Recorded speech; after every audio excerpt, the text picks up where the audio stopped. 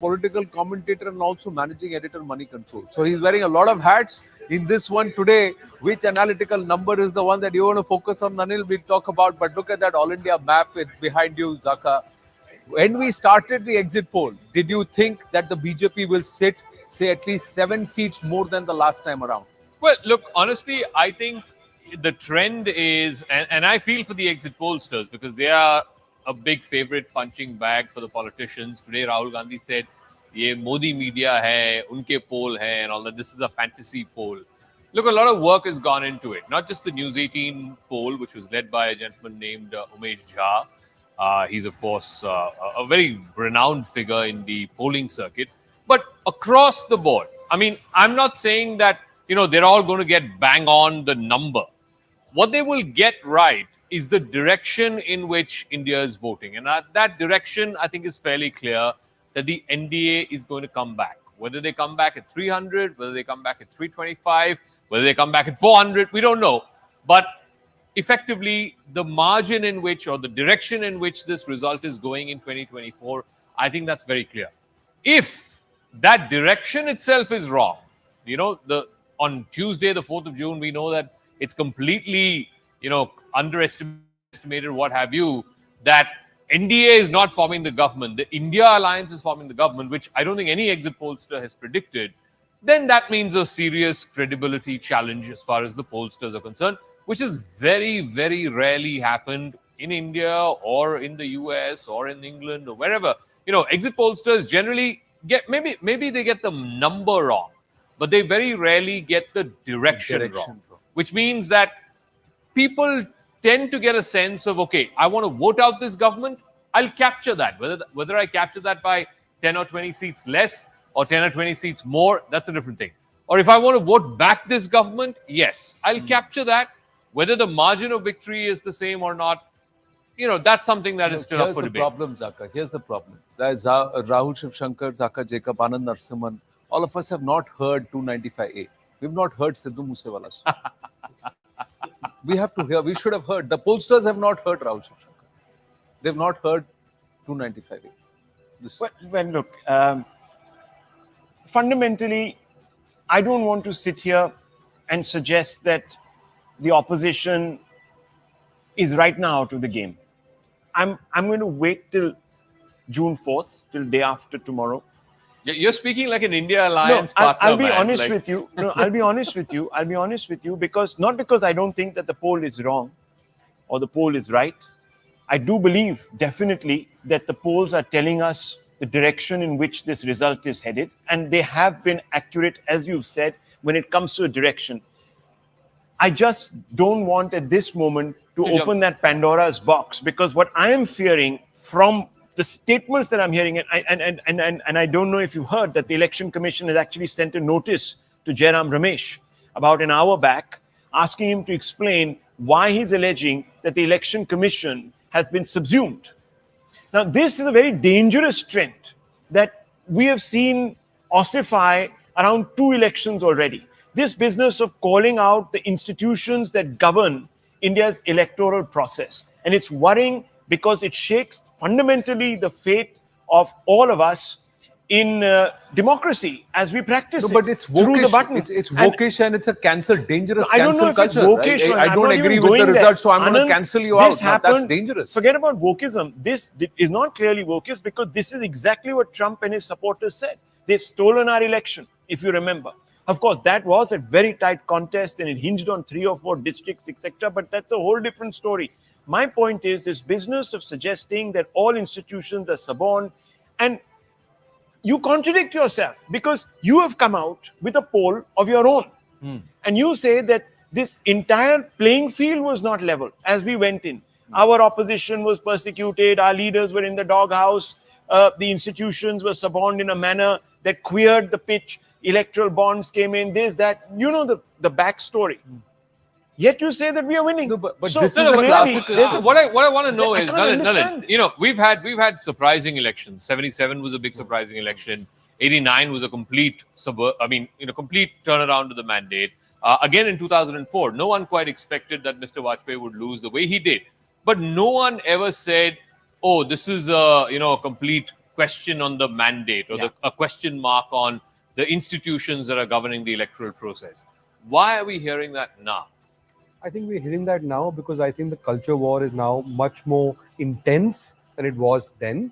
Partly because the right is far more powerful today than it was in Vajpayee's time.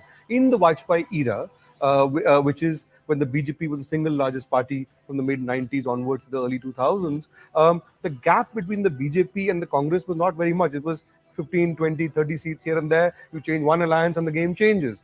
The BJP is now the predominant hegemon of Indian politics. That has changed. So when you have, and it brings to Indian politics a different system of values and a different moral order, if you like, for the nation compared to the Nehruvian consensus. And therefore, those who don't agree with it, now this is a very litmus test for democracy.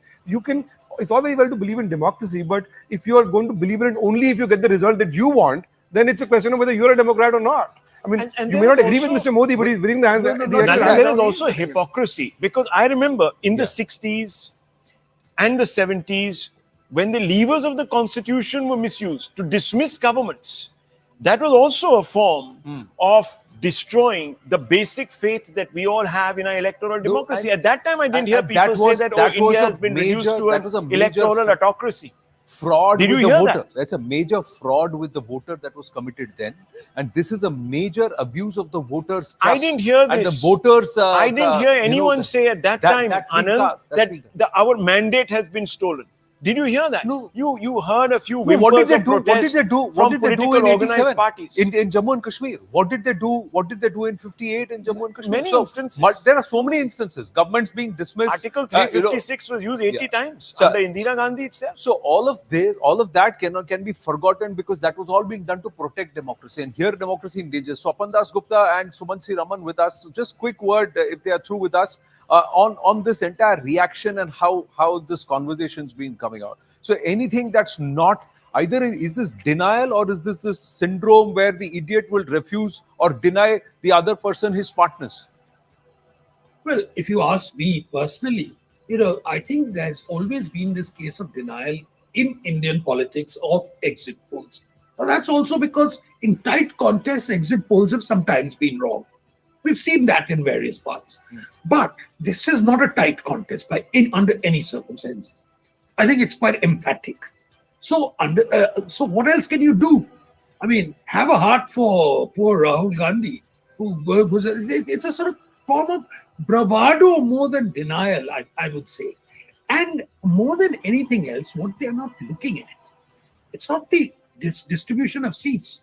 I do confess that the translation of votes into seats is prone to a bit of error. And I think normally the exit pollsters are on the side of conservative assessments. And caution, yeah.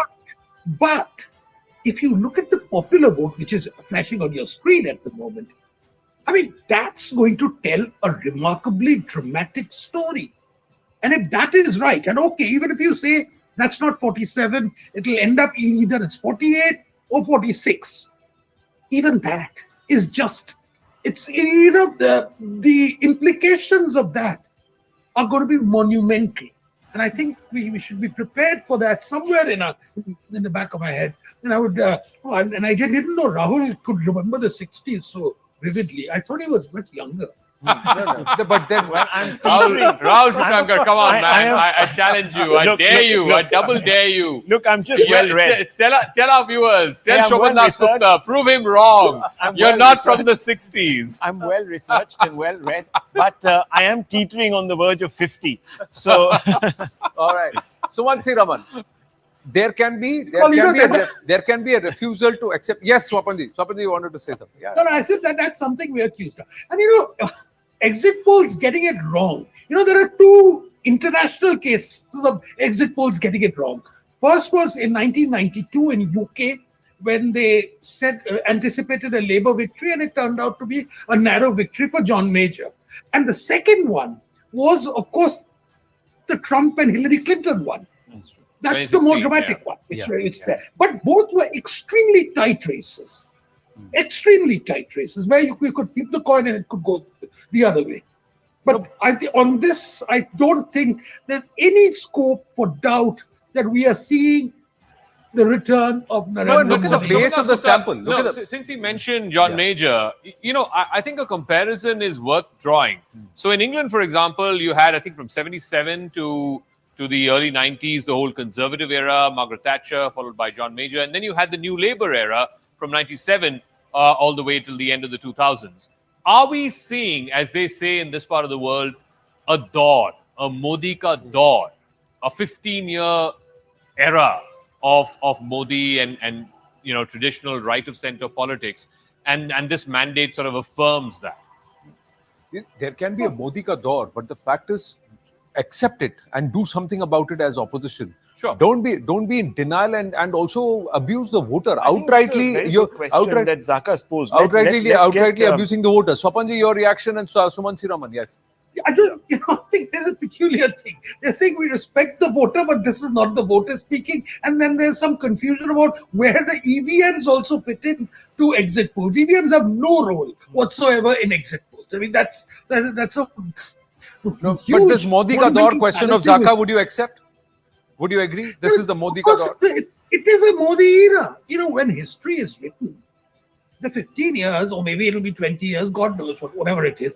It's something. It's a phase which started right from 1991 in the Ayodhya thing, and it goes on. And this is the culmination of long years of a particular form. What Nalin was hinting at, the gradual evolution of the right of center politics and the creation of an alternative to the Nehruvian model. Now, whether you call it the Modi model, whether you call it the Hindutva model, that's up to the historians of the future to think. But an alternative has been created. An alternative value system, an alternative political consensus has been created, and we are seeing it coming to fruition in this election. Sumant Raman and then May I Nalin. say Okay, that- Nalin and then may I Sumant say Raman. Yeah. that I think if I can take forward what Swapan was talking about, compared to other democracies, when an alternative like this comes around, like if you look at Trump, you look at the UK and so on, those were radical departures from what the conservative movement in that country itself represented. In the case of Modi, the ideological contours of what the new BJP stands for are exactly the same as it was in the 1950s what the Jansangh was. It's just that it was completely unelectable at the national scale. What Modi has done post 2014 is to make those ideas and that ideology absolutely at this is shifted the center to the right and has become the predominant intellectual, politically powerful force in the country. So in that sense, the ideas are fully developed. Modi has made them electable and he's led it from the front. So this is definitely a Modi era. Also because, see, even after Nehru died, the prime ministers that followed, including for non-Congress government, who opposed the Congress, they didn't necessarily challenge the idea of Nehruvianism itself. Even a prime minister like Vajpayee was often talked about as, the right prime minister in the wrong party and so on. So, but Modi is very different. Modi represents the ideology and absolutely. And he's wearing it on his sleeve and he's unabashed about it. Yes, Sumant Siraman.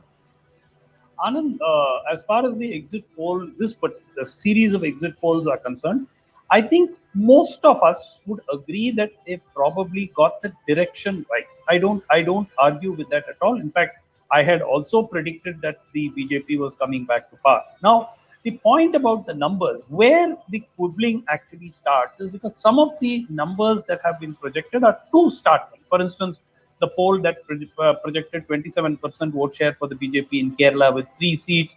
There was a poll which predicted 10 seats for the BJP in Tamil Nadu. So these are the kind of polls which are, really shaking people up. So it is not about, is the BJP coming back to power? I think most of us are unanimous on that they are coming back to power. But there is a difference if the BJP comes back to power with 272 versus the BJP coming back to power with 340. No, but and I think Dr. that is a who very are these? significant. Most of these people, it might be you, but unfortunately, the opposition reaction has been very churlish over the last 24 hours. We had certain characters on this channel question our integrity, and today in the morning we have seen a whole multitude of opposition leaders who've come out and questioned the process. This is dangerous. Would you not agree? There also needs to be, Rahul, there are two issues here. As somebody who has sat in on elections from 1998, I can say a few things. The opinion polls / exit polls need to be more transparent. Very importantly, on the morning of the count, we see at 8:03, 200 leads, 150 leads. Each television channel is competing with the other in putting out leads from God knows where. Even the postal ballot count could not have started. No, At no. 8:30, Please, there let's was- not get into Yeah, that we haven't got there. sermonizing. That Yeah. sermonizing right now, Sumant Raman. The simple point is, sir, they are far more busier shooting the messenger over the last 2.5 years rather than going The ahead other and doing two their job panelists were as the interrupted. political opposition One on second, ground. The one point, second. no, The people- point is, Sumant Raman. No, The point is, no, Sumant no, Raman. no. Nobody has I the need to right speak. to abuse freedom of I did speech not interrupt and go ahead and anybody. question the integrity of Tell those me people where who are is- doing a professional job of their job. They are doing their No, job. then Let let them let finish those out. who have not done their job look Anand, back and Anand, look at their own record, Sumant Anand, Raman. So Anand, please let don't them try go and 1 minute. sermonize, sir. If you do not want to 1 watch, minute. don't watch, sir. You have the power of the remote in your hand. No, But don't no, sermonize. I'm sorry. Please, I'm no, sorry. this sermonize as to who's supposed to do their job how, while you sit in your own armchair and do whatever you please. Why That's not? something, sir. That attitude does Why not not? work. Respectfully. I'm sorry, there has to be a Secondly, level sir. of Secondly, sir. professionalism Secondly, sir. and The political. accountability. Secondly, sir. Accountability. 1 minute, sir. Secondly, sir. There has to be What is the accountability. accountability of these political parties, sir?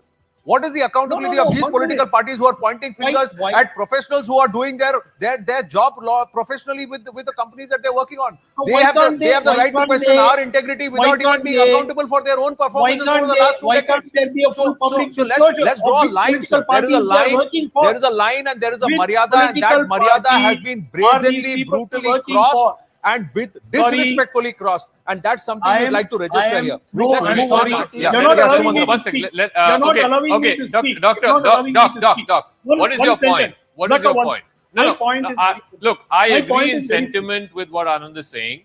You would have a problem with the pollsters, fine. I'm okay with that. You disagree with the I'm numbers, not- I'm okay with that. I'm not But don't disagreeing. say One all of minute. these guys are sold out and Godi I'm not Media saying that. and All BJP I'm headquarters saying- is giving I'm you the not saying numbers. that. That's Did I rubbish, say man. that? Come on. 1 minute, Zaka. Yeah. I'm pointing out two things. One, if a polling agency is commissioned by a political party, it must make a full disclosure when it does a poll, which is quote unquote a national poll. Do you agree with that or not? Okay, fair enough. That is no fair enough. Second, on counting day, I want the election commission to audit where these numbers are being put out from at 8:05. Come on, Zaka, we all know what's going on. No, Let's not even you beat make ourselves. you no 1 minute. You make a point about numbers that. No, are put on then the sir, thing. then I'm sir, not- you I'm should not also accusing demand. any one You should channel. also I'm not demand. accusing You one should channel. also I'm you saying should also every demand a channel. Sidhu Moosewala inspired number and audit of where those numbers are coming from, basis which the profession integrity and the work a of political scores of party- journalists, scores of a people who are putting tireless amount of work has been rubbish. Be So transparent. where is Be that Be accountability, transparent. sir? Did you see Let the Pawan door of Kheral? respect swing both ways. Let the door of Let it be accountability also swing transparent. both ways. And like I said, Sumant Raman, the Why is power the of the political remote, party the accountable? power of the remote can as claim a I'm winning viewer 500 lies seats. with you. The power So of a basically remote what as a you're saying viewer is- lies with you. You choose who you want to watch. Put You up choose who whatever you we want to watch, but don't sit there and pass judgment, bitter. armchair judgments bitter. using a few buttons in your hand and You- misusing your freedom of speech. So Let's basically move you're on here. saying you are aware. Let's park You this are here. aware. Let's Just to park make a this here. small- Let's park very, this very here. small point. Swapanji, yes, Just a and then very we'll move small on. point. Let's move Yeah. on and let's do the deep dive. Yeah. Can I make a very small point? Ji. Which is that there are certain doubts why the question about the methodology of exit polls is there. Because traditionally, what we've learned in the entire polling business is that the larger the area, the less chances of any mistakes actually creeping in. Because the mistakes on the smaller areas cancel out. What makes me a little uneasy is that very, very small states you're actually giving forecasts for. Because though sometimes those But are we'll prone to put errors. our So hand up that's there. a- We put our hand up there, and in all honesty, said that we have covered 518 out of 542. So the states which No, are no, the no, smaller, it's not the 1 minute, sir. constituencies. Yeah, I would like to qualify and put out what we have done here at the News 18 Mega Exit Poll with the Sample News size. 18 Poll Hub. 518 Lok Sabha constituencies were polled. 95,000 voters checked, geotagged, rechecked, cross-checked. They have been 183 polled across these constituencies. constituencies. 518 across the major 23 states and union territories. some of the 183 smaller states, the smaller Lok ones Sabha. are projections, and we have very clearly said that this is based on the direction the polls were taking. These are projections, No, but and we one put second. that out there. Just- We have just one put that second. out there. Anand, We are not this hiding question anything of about our sample methodology. size being very small. Look, Sir, 1 Mr. lakh Dr. Raman, respondents. 1 second. No. He's saying that per constituency, if you do the math, then No, it comes down to 183. 183. So he's done the math. Now, hang on. It doesn't really matter on the size, sir, as much as it matters on the basket that Yeah. you assemble, which represents the Rahul. exact demographic. Now, 1 minute, sir. Rahul, One I've second. been- Let me finish. I've Sir, done this I beg you. I've done this only for 20 years. I Rahul. only beg you, Just sir. because I've not sat in Delhi. I only beg Please you. don't Rahul has assume been that we 1960s. don't have knowledge about how Yeah, these no. go. Rahul, Rahul, from the no, 60s, no, John. so are you- He's from the how- 60s. how He's from the selection is 60s. No, you have done it for 20 years. We are still doing it 2 decades plus, sir. We are still Anand, doing one it 2 second. decades Okay, plus. one So we are still Anand, doing it he's 2 from- decades plus. He's from that 60s don't show. try and just be dismissive of a lot of okay. hard yards that have One been put at the second, back end just with a one lot of second. diligence. I One am second. not Sir, critiquing one second. your poll. One second. Anand, One I'm second. critiquing We are every poll. talking about No, News 18. Anand, I'm one minute, not one minute. talking about Dr. your Aman, let's poll. move on. Dr. Aman, I'm about only every talking poll. about. Look, Yeah. When are you let's getting so upset Let's just park this, gentlemen. Let's this just is- park this this is here. not going Let's anywhere. just quickly, before we take a break, let's just quickly look at, and what we're doing is some deep diving in some of the numbers and the insights that we've got. One of the first questions and one of the first issues was low turnout after phase 1. When we looked at, and some of the critical states, there were 102 seats out of 542 that went to the ballot in phase 1. And the biggest challenge and the biggest question was low turnout. And will this low turnout hurt the BJP? Let's take a look at the numbers and let's take and understand what happens. There's a marginal loss for the NDA in Bihar and Karnataka. And let me just move here so everybody has a look. So there's a marginal loss for the NDA in Bihar and Karnataka. Significant loss for the NDA in Maharashtra because of this low turnout. So our exit poll, the News 18 Mega Exit Poll, and the deep dive in phase 1 tells us that all parties were hurt, including the NDA, and the RLD support for the BJP actually helped them gain in Western UP. Despite some internal strife for the BJP, the RLD actually helped them. The RLD voters actually voted NDA, and a sizable chunk was part of the Gadbandhan the last time around. So that could also be a positive. India gained significantly in the first 2 phases. So these 2 phases, the INDI Gadbandhan was supposed to do well because they were their strong suits and the weaker suit for the NDA, and that seems to reflect in the exit poll. Zaka.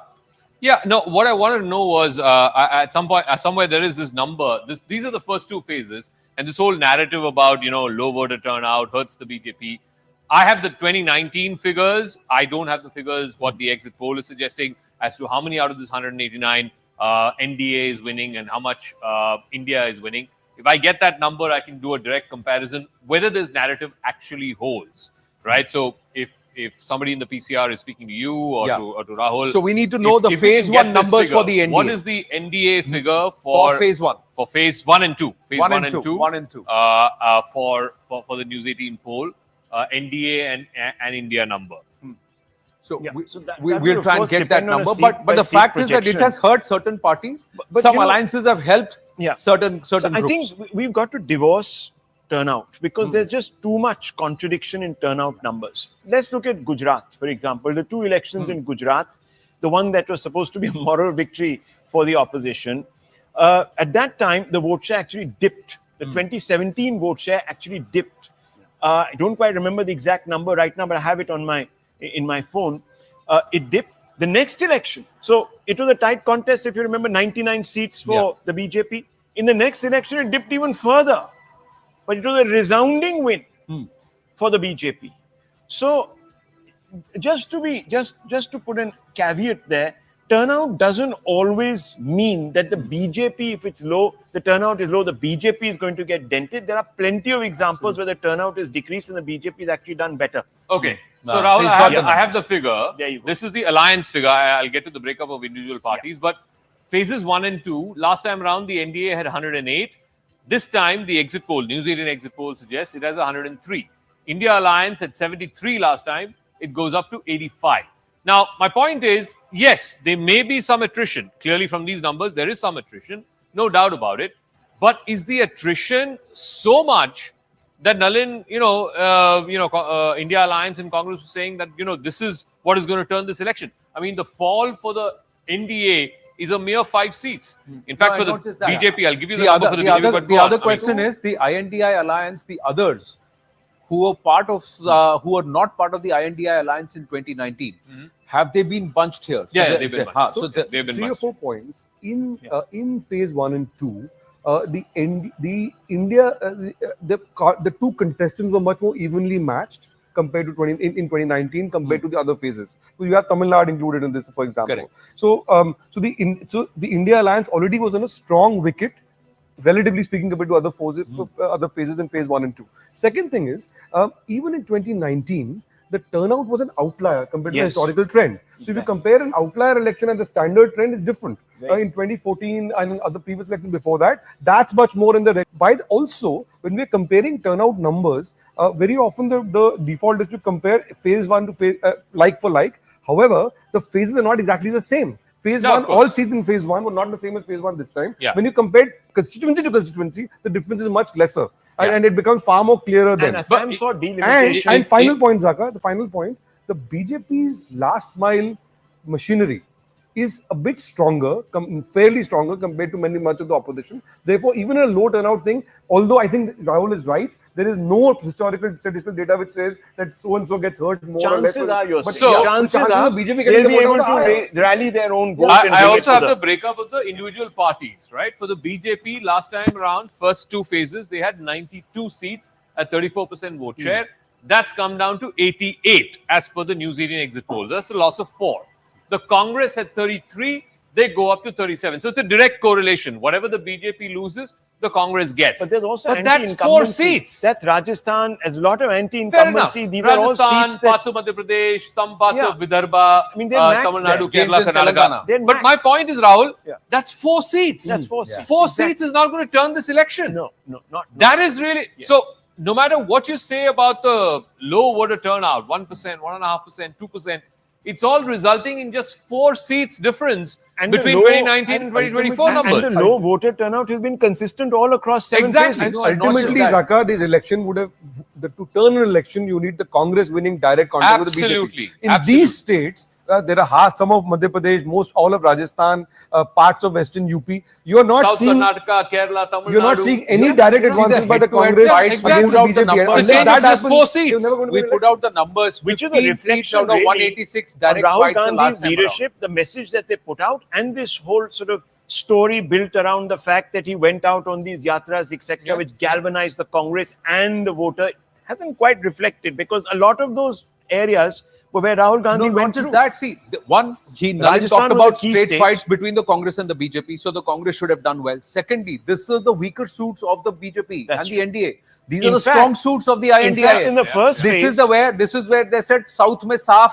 North Yeah. mein half. In this the was first the phase. phase- That's where Correct. that we're Absolutely. in the talking about. first phase, Kahan South mein saaf? in the Yeah. first phase, in the 108 seats, the BJP only contested 60, didn't even contest the rest. And the conversion in 2019 was 40 to 60, which is 60%. 60%. So that was their conversion rate. True. So, what's happening in terms of the losses in Maharashtra, some of the other aspects that we'll speak about. So, low voter turnout has not worked at the advantage of the INDI Alliance, nor has it hurt the BJP and the NDA like many thought it's going to hurt them. Some of the other aspects, the youth, the Mahila, and of course the Muslim vote. Where has it gone? How has it turned out? We'll get you all those details after a very short break. Stay with us. Vokesh, and it's a dangerous I don't know cancel if it's culture. vocation. I I'm don't not agree even with the going there. results, so I'm going to Anand, cancel you out. this Now, that's happened- dangerous. Forget about wokeism. This is not clearly wokeist, because this is exactly what Trump and his supporters said. They've stolen our election.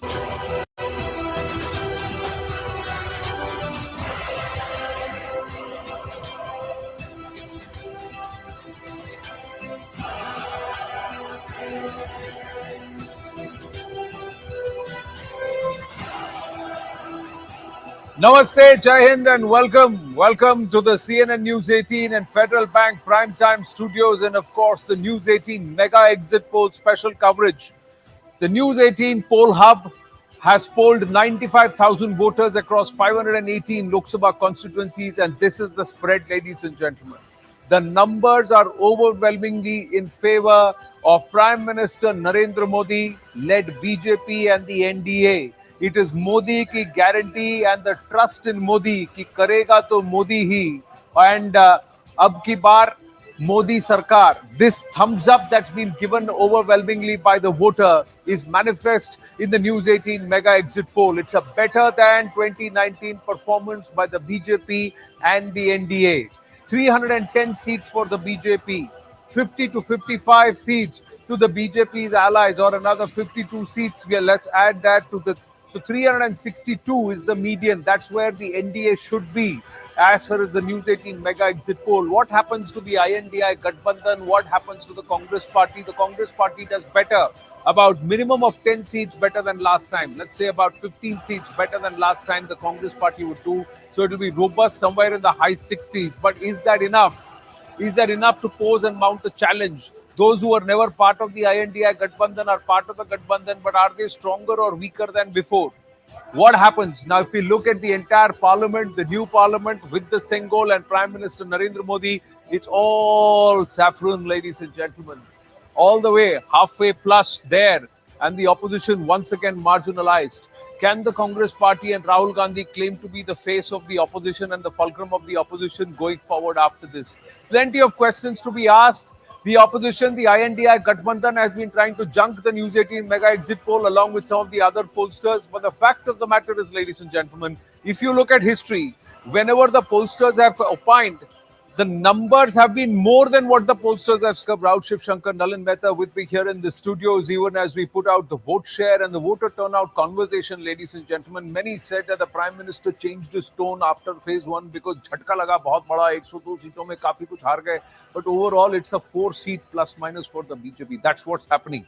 It's not a big shift that's happened. Smita Prakash joins us, Sumansi Raman and Swapan Dasgupta with us. Let's look at where did the BJP lose and where did they gain? So where are the gains and the losses that have come forth? And then we'll talk about the voter turnout, and thereafter, how many did they lose and how much did they gain? So did they offset their losses overall? So the NDA actually has balanced its losses in the West with wins in the South and the East. So what they lost in the first phase, where they're saying that they have some setbacks in Rajasthan, they may have in Madhya Pradesh, and of course, they may not have those big gains in Karnataka. But in the West, but in the India gains in the East have been driven by the Trinamool Congress in West Bengal, where they continue to hold almost the same as the last time around. 21 seats is what the exit poll has given them. INDI is 160, NDA is 361, Congress gets 364, and the BJP gets 305 overall. But the opposition gains in Maharashtra, Rajasthan, and Delhi they are projected to, although the BJP believes they will win all 7. But the News 18 Mega Exit Poll says it could be 5 seats for the BJP and 2 seats for the INDI Gathbandhan. So the AAP plus Congress combined could help in Delhi. They could also gain in Maharashtra and in Rajasthan. So Maharashtra also at the cost of the ally, that is the NDA. The Shinde Shiv Sena is the one that could hurt, that could lose, and also Ajit Pawar's NCP. The BJP contesting in 27 this time may hold the same number as last time around. So how would one see that? Smita Prakash, Swapan Dasgupta and Sumansi Raman before we bring it back into the studio. The low voter turnout aspect and also losses offset with gains elsewhere.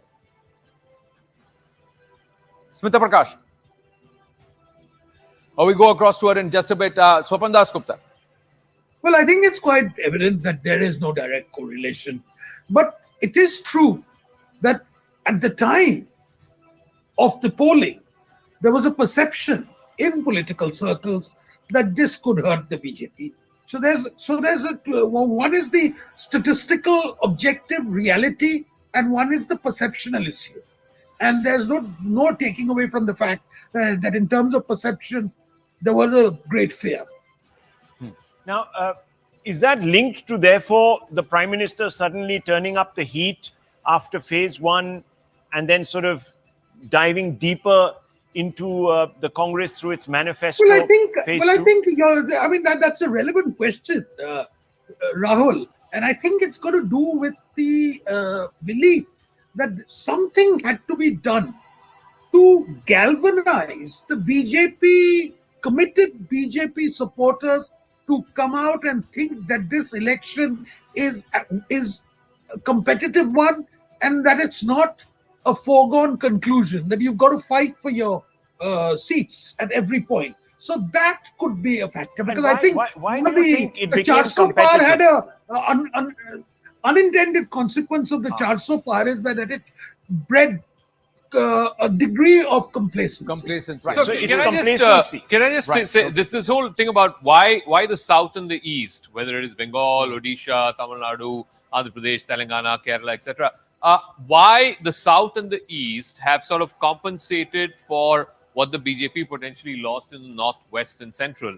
This is what the numbers were in 2019. BJP on its own in all of these states, from Bihar, Bengal, Odisha, Andhra, Telangana, Tamil Nadu, Kerala, and Karnataka, had 83 seats. That's gone up to 106 as per the News18 poll in 2024. So that's a significant jump. That's a 23, 24 seat jump. Whereas the Congress, and mind you, this is not the BJP's strong suit. This is not Gujarat, Rajasthan, Madhya Pradesh, where the BJP maxed out last time around. These are the weak states for the BJP, other than Bihar. These are and Karnataka maybe to some extent. Other than these two states, these are the weak states for the BJP, where the BJP has gained 20 odd seats, 23 seats, whereas the Congress has gained just 1 seat. So that, to my mind, really explains this election, because the south and the east, and you could say, Coromandel Coast or whatever it is. I've taken the train that goes from Chennai to Kolkata. It's a fascinating experience called the Coromandel Express. I mean, the Coromandel Express has actually borne fruit for the BJP. It has, because the BJP has gained by 23 seats. The Congress has gained by just 1. So if you look at the BJP's growth trajectory over the last 10, 15, 20 years, the BJP grew in the Hindi heartland. In the south, it already had Karnataka over the last, it had a base in Karnataka over the last 15, 20 years. The west it didn't really have the east. This election, the real story of this election is, it's not, exactly what you're saying, the story of the Coromandel Coast. It's expanded in that entire coastline. It's got green shoots, if this exit poll is right, in Tamil Nadu. It's got breaking into Odisha in a serious way, in a much bigger way than before, and West Bengal. This was, and the Northeast it already had. It was already the single largest party in the Northeast last time. So the Coromandel Coast and breaking the BJP into it is the new frontier for the BJP this time. Well, I just feel, let's go into the reasons. This is becoming quite obvious.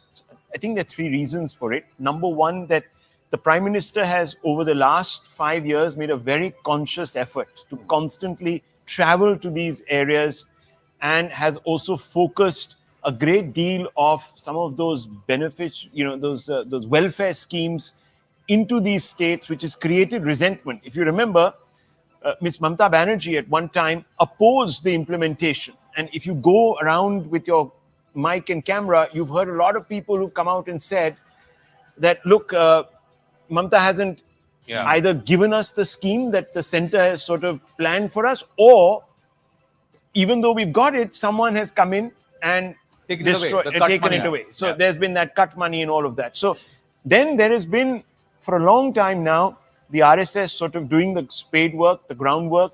This is also a big tribal belt, don't forget, especially the states of Jharkhand, Odisha, and parts of Draupadi Bengal. Murmu as president. Absolutely. So the queues have started some 2-3 years the tribal back in vote terms of shifting trust that to they the want. BJP in this big number has actually had a massive impact in its popularity or growing Influence. Can I say that what Rahul is saying, the BJP in these states has emerged as the anti-establishment force. So if you look at West Bengal, where all the opposition forces were opposed to Mamata Banerjee with a serious incumbency, in Naveen Patnaik in Odisha, and in Tamil Nadu, where there is a whole political system which has been there. So the Congress is unable to gain new adherents. Wherever it comes back to power, it comes back to power in its older regions, where it managed to cobble together its regional older satraps. But the BJP is expanding the imagination of people in states where it didn't have an in Tamil Nadu are very clear. There is the Dravidian tent pole, and the BJP represents the anti-Dravidian tent pole. And a lot of people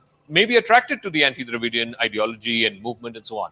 But no other party is representing that. The Congress has been subsumed by the Dravidian tent pole. They have been an alliance partner of the DMK since 2004, so the last 20 years. And interestingly, the whole Dravidian tent pole came as an opposition to the Congress's national pitch. The genesis in Tamil Nadu was that. The other aspect is that in the erstwhile Andhra Pradesh, there was a time when the BJP had an 18% vote share. that 18% vote share shrunk, got eroded, despite the likes of tall leaders like Venkaiah Naidu, etc., emerging from Andhra Pradesh. It eroded to just 3% to 4%.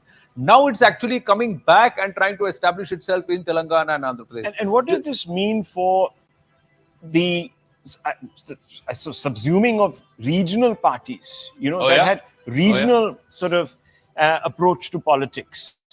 And no, because the conventional wisdom, Rahul, was that BJP doesn't much better well when it's taking on the Congress as opposed to regional parties. But look at these states. You've got TMC in Bengal, you've got BJD in Odisha, Andhra, of course, they are with the right alliance partners this time with the TDP and Jansena. But even in Tamil Nadu, DMK, ADMK. I've written a piece for The Open a few weeks back, actually focusing on the regional parties and how perhaps this time it's going to be a challenge for them. I'd like to get, I think, Swapan Das Gupta's view on this. Mr. Das Gupta, what do you explain the BJP's rise in this Coromandel region, so to speak, to?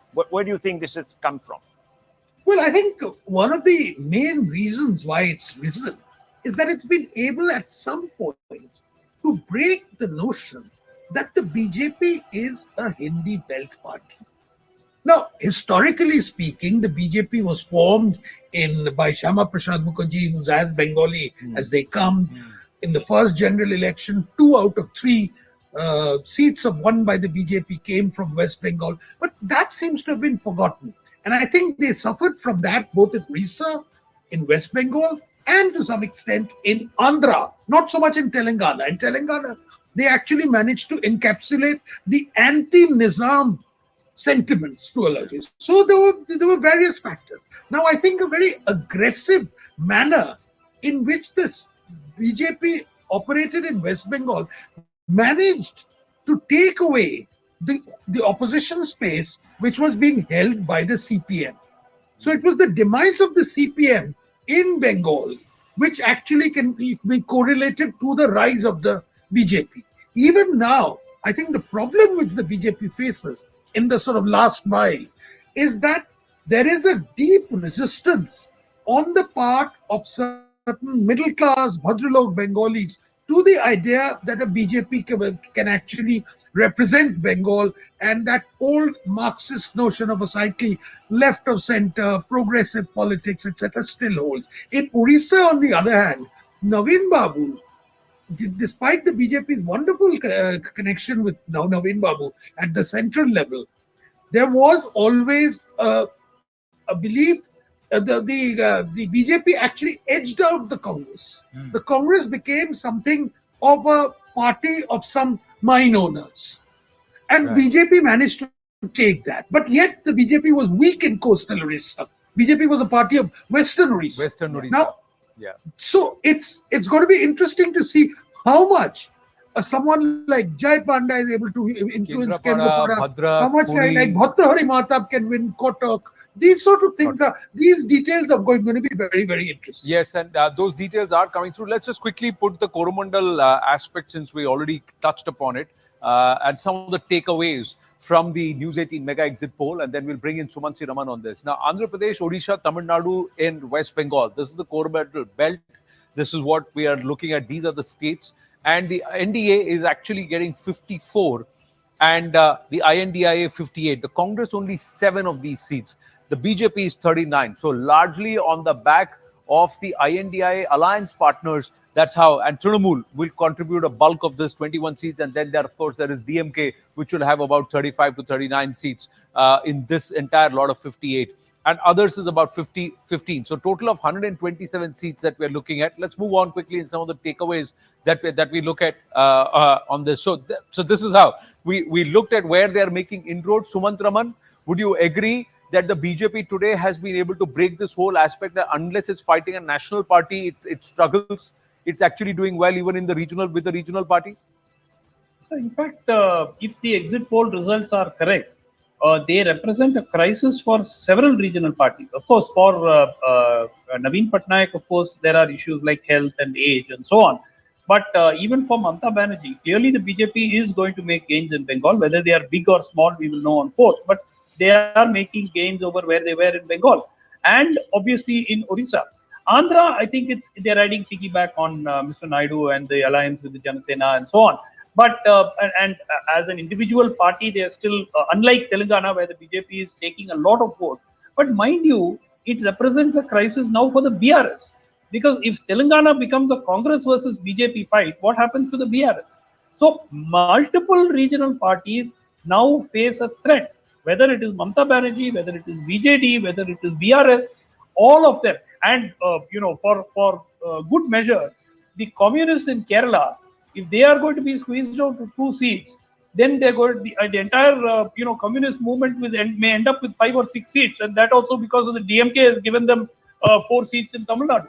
Otherwise, they represent a crisis because the CPM is almost wiped out in Bengal. So there is a crisis now, not just for the Congress party. There is a crisis also for the regional parties, and with a handful of exceptions.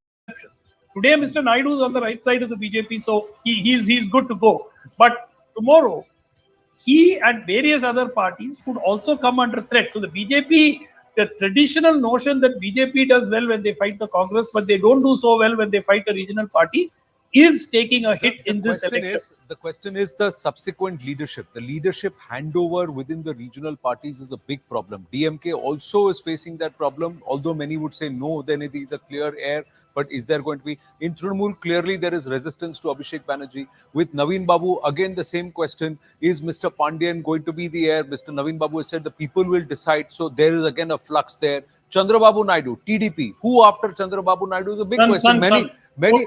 Many are turning around and saying this is Chandrababu Naidu's last election. Will Lokesh get the traction and the purchase that Chandrababu Naidu has? That is the question. Who after Jagan Mohan Reddy in YSRCP? There are who in BRS it is KTR, but look at the way the BRS currently is decimated. So it's a long road back up, and it's a three-way fight now. It's a three-corner fight because the Congress has also clawed its way back in. So the BRS only finding it more and more tougher. These are aspects, Nalin. Will this now come and help the BJP going forward? Will the BJP in the subsequent elections in 2029 look at more losses and be ready for some more losses in the north where it's already maxed out, and try and say that let me offset with further gains in the south, west and southeast? So in the north, I think a lot will depend on what happens to the Congress. And post this election, how the Congress deals with this third successive loss. If the exit polls hold on in the way that they are, a lot will depend on that. But it's very clear that in the south, while we have very small green shoots, this is the beginning of something much bigger, possibly, and of a change in the political matrix in Tamil Nadu in the long run, say over the next 5-10 years. So yeah, I mean, the BJP now, essentially this is also an older Modi model, by the way, in Gujarat. We look at the old Gujarat elections and we see that every time it was that Modi's won all these elections. But if you look at each of those elections closely, 2007, 12, 17, you will see that seat by seat, the BJP would always have an attrition of certain seats, but it would gain new constituencies, which would kind of shore up the losses. And in a lot of these places, OBC leaders, backward caste leaders, in terms of the thrust where it's happening, it's not the upper caste leadership that is actually driving the BJP on ground, be it in Telangana, be it in Tamil Nadu, be it in Odisha also, and be it in Bengal also. This aspect is also going to come to play. One of the biggest talking points in this election so far has been how openly the OBC card has been played by the Prime Minister. And there is a reason why. Swapan Das Gupta, it's the biggest vote base. So, number one, Mr. Modi is the first OBC Prime Minister of this country who's lasted a full term, more than one full term. Devi Gowda was the first. But Mr. Modi never made his OBC background or the fact that he's an OBC an issue in previous elections. He did. This election, he never said OBC directly. 2019, he had said, he said, but in response to something, when it is cast, in response to something, it was not the dominant leitmotif of that campaign. In this election, it did become, reservation became a big issue because the Congress made reservation and this Bhagidari and all of that on that. So it was a reaction to that. So what I'm trying to say is that identity politics of OBC, the BJP has significantly played that at the level of distribution at candidates, at ministers and so on. I just want to make a point. If you look at these states, right? Anyway, in Karnataka, it's principally between Congress and BJP right now. So leave that state aside. I want to go through this entire belt. In Kerala, if the BJP manages to open its account now, and there's a big question mark after Pinarayi Vijayan, and whether the left will, survive a post-Pinarayi sort of era. it could principally again become between the BJP and the Congress in Kerala. In Tamil Nadu, Dr. Raman will disagree with me, but I think the emergence of the BJP, the single biggest party that will be completely consumed by it, or that will be completely decimated by the rise of the BJP, is the AIADMK. Let's make no bones about that.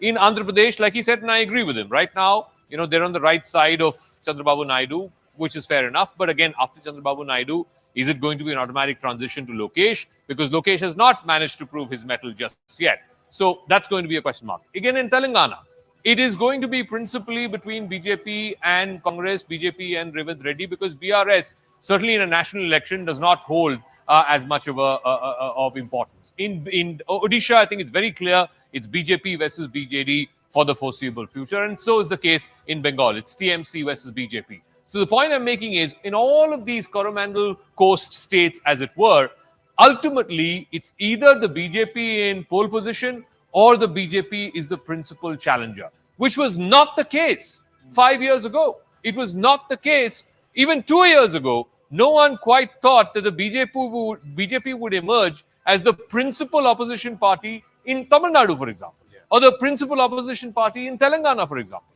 And I think that, to my mind, is a big change, because today, and if you forget about the News18 poll, you look at all exit polls, what it proves is today the BJP is the only pan-India party. They have a presence in Tamil Nadu, they have a presence in Kerala, and they have a presence all the way up to Kashmir. Similarly, they have a presence all the way from the northeast to Gujarat. All across the length and span of this great country, the BJP is the only party that has a presence. It used to be the case with the Congress in the 60s and 70s. That's now changed. The BJP is the only pan-India party. Interestingly, somebody ahead of 2024, I cannot name the person, said from Kibitu to Kutch and from Kashmir to Kanyakumari, the BJP will now establish itself as a national party post Lok Sabha 2024. Is that going to happen? The News18 Mega Exit Poll, as Zaka Jacob was just saying, points in that direction. Swapan Das Gupta, Suman C. Raman, I know we'll talk about the OBC aspect and also bring forth some more interesting insights from the News18 Mega Exit Poll after a very short break. Stay with us. Is far more powerful today than it was in Vajpayee's time. In the Vajpayee era, which is when the BJP was the single largest party from the mid-90s onwards to the early 2000s, the gap between the BJP and the Congress was not very much. It was 15, 20, 30 seats here and there. You change one alliance and the game changes. The BJP is now the predominant hegemon of Indian politics. That has changed. So when you have, and it brings to Indian politics a different system of values and a different moral order, if you like, for the nation compared to the Nehruvian consensus. And therefore, those who don't agree with it, now this is a very litmus test for democracy. It's all very well to believe in democracy, but if you are going to believe in it only if you get the result that you want, then it's a question of whether you're a Democrat or not. I mean, and you may not agree with Mr. Modi, but he's winning the hands. There is also hypocrisy, because I remember in the 60s and the 70s, when the levers of the constitution were misused to dismiss governments, that was also a form of destroying the basic faith that we all have in our electoral democracy. At that time, I didn't hear people say that India has been reduced to an electoral autocracy. Fraud Did with you the hear voter. that? That's a major fraud with the voter that was committed then, and this is a major abuse of the voters' trust. I didn't hear this. And the voters. I didn't hear anyone say at that time, Anand, that our mandate has been stolen. Did you hear that? No. You heard a few What did whimpers they of do? What did protest they do? What from did they do political in organized 87 parties. in Jammu and Kashmir? What did they do? What did they do in 58 in Jammu and Kashmir? Many instances. But there are so many instances. Governments being dismissed. Article 356 was used 80 times So- under Indira Gandhi itself. So all of that can be forgotten, because that was all being done to protect democracy. And here democracy in danger. Swapan Das Gupta and Suman C. Raman with us. Just quick word, if they are through with us, on this entire reaction and how this conversation's been coming out. So anything that's not, either is this denial or is this syndrome where the idiot will refuse or deny the other person his partners? Well, if you ask me personally, I think there's always been this case of denial in Indian politics of exit polls. Now, that's also because in tight contests, exit polls have sometimes been wrong. We've seen that in various parts. But this is not a tight contest under any circumstances. I think it's quite emphatic. So, so what else can you do? I mean, have a heart for poor Rahul Gandhi, it's a sort of form of India's most incisive election commentators. The entire INDI Alliance, there's no alliance on ground. From Asia's biggest election broadcast hub. Watch the magic of results unfold seamlessly. 0 Hindu voters vote for the TMC is incorrect. It's factually incorrect. Listen to Bharat's biggest poll observers analyze the leads.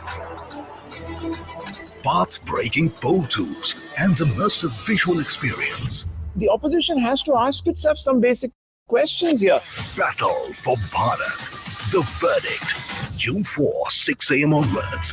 Elections equals CNN News 18.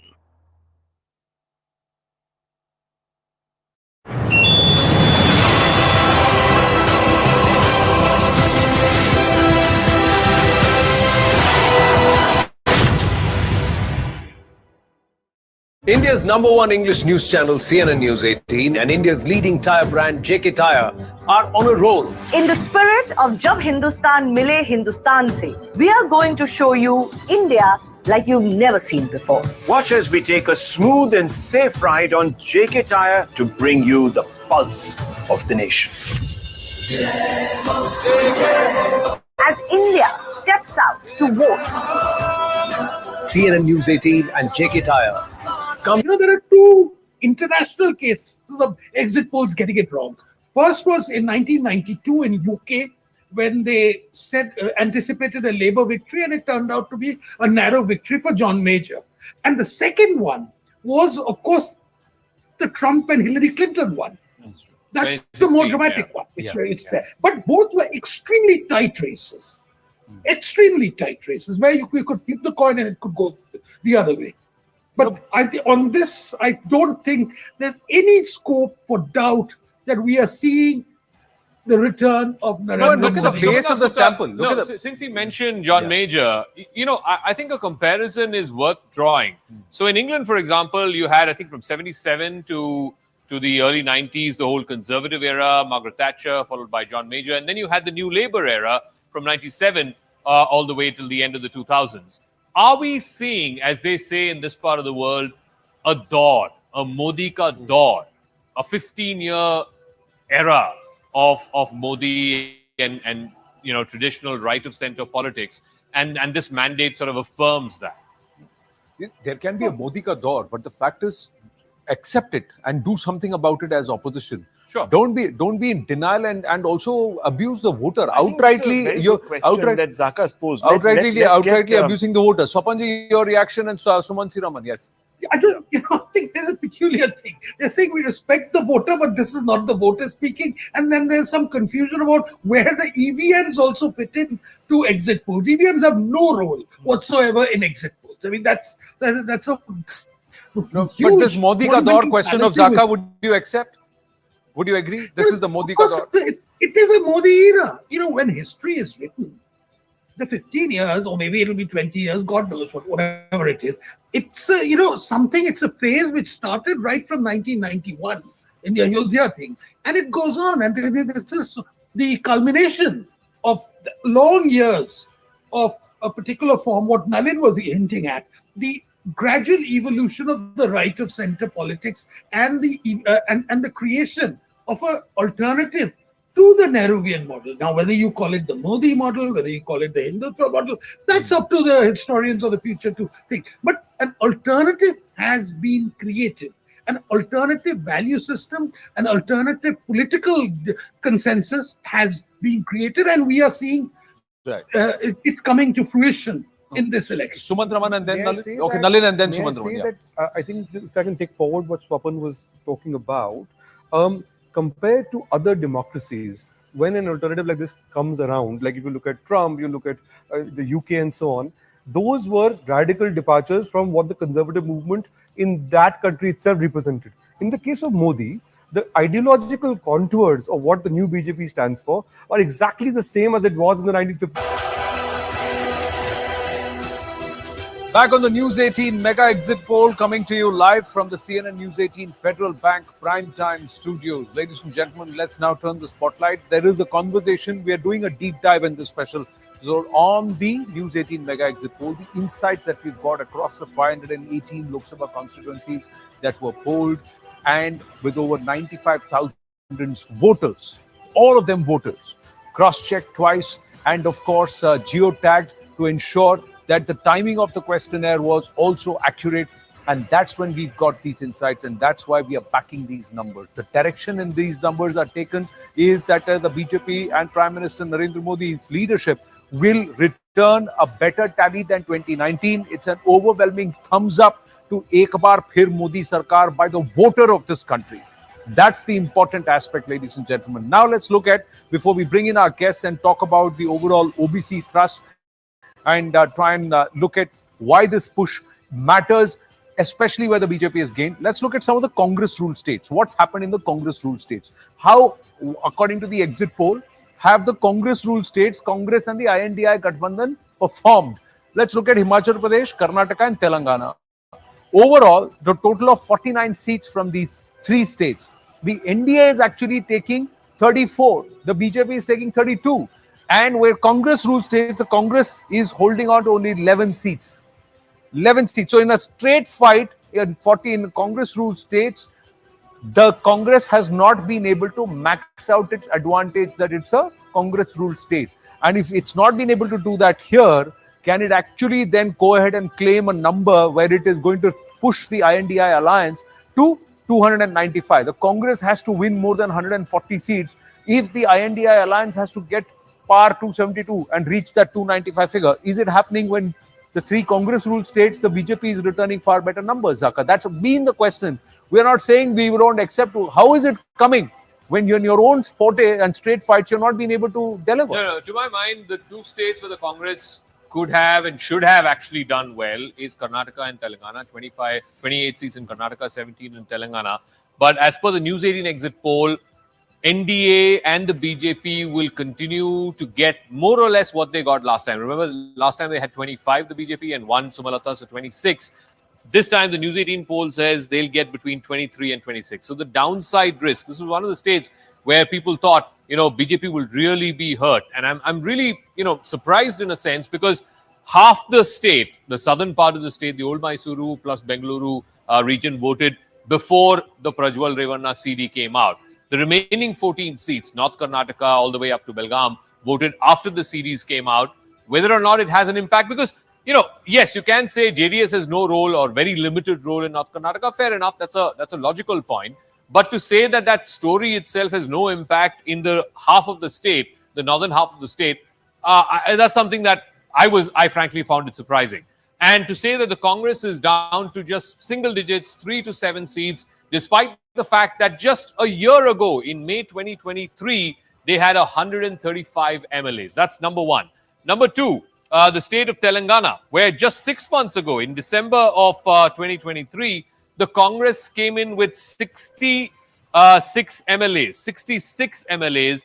The News 18 poll says BJP will get 7 to 10, the Congress will get 5 to 6, and the BRS will be between 0 to 2. Which again is fascinating. I understand the BRS part because, to my mind, and I traveled to Hyderabad, a lot of people said this, BRS is not a player in the national election. Fair enough. This is a straight fight between the Congress and the BJP.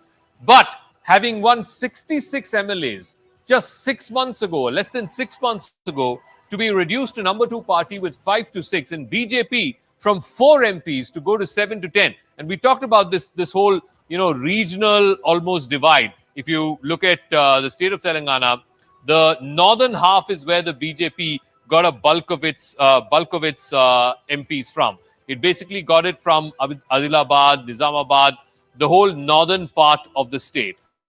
This time around, I don't know why the magic wall is jumping between Telangana and Karnataka, but this time around, if the News 18 exit poll number holds, they'll have to win a lot more in this part of the state. So seats like Shevela, seats like Malkajgiri, these are seats that the BJP is targeting. Zahirabad, these are seats that the BJP is targeting. Even Medak, which is the home constituency of Mr. KCR and his family, even that they are targeting. But whether or not it'll happen, we'll have to see. I mean, if it happens, it's a big thing, because principally then the politics of Telangana is between these two parties. It's between BJP and Congress. BRS is not so much of a player. There was just quickly adding, there was a lot of talk when the assembly elections happened that the BJP is backing the BRS. That's why Kavita Kavlakuntla was not arrested.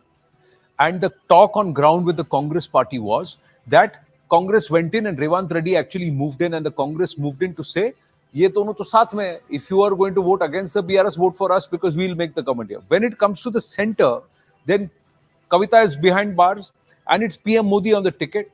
And those voters turned around and said, center will vote for the BJP. You're absolutely spot on, Anand. And if you remember, before the assembly election, which the Congress swept, one of the reasons why the Congress swept that election was that soon after the BJP president there was an issue. Bandi there. Sanjay, he was the one going after BRS and he was moved. After that, because of the issues that you said, there was an exodus of people from the BJP to the Congress. Right? And that was essentially because people said, okay, there was a perception, rightly or wrongly, the BJP is not serious about that assembly election. What has happened this time is, among the seats that Zaka named just now, several of them are being BJP candidates are from the BRS. One of them was a number 2 to Mr. Chandrasekhar. So what has happened is that because the BJP is a serious player in the Lok Sabha election, is fighting it seemed to be fighting it seriously, and that's important. And Mr. Modi is a ticket. So the serious politicians who are power players who were looking at which side to back, a lot of them have come back to the BJP. I met KTR in Hyderabad and he told me something very interesting. In the 17 seats, there are 10 seats where all three candidates, BRS, BJP, and Congress candidates, used to be with the BRS at some point in time, which is a fascinating So it's a huge transfer. Let's go. Sumant Raman, Smita Prakash, and Swapan Das Gupta with us. So 2-3 aspects. We are focusing on the South again. We are focusing on some of the aspects, gains. Congress-ruled states. Again, the BJP is actually doing better. And then we'll go back onto and dwell on this entire OBC aspect.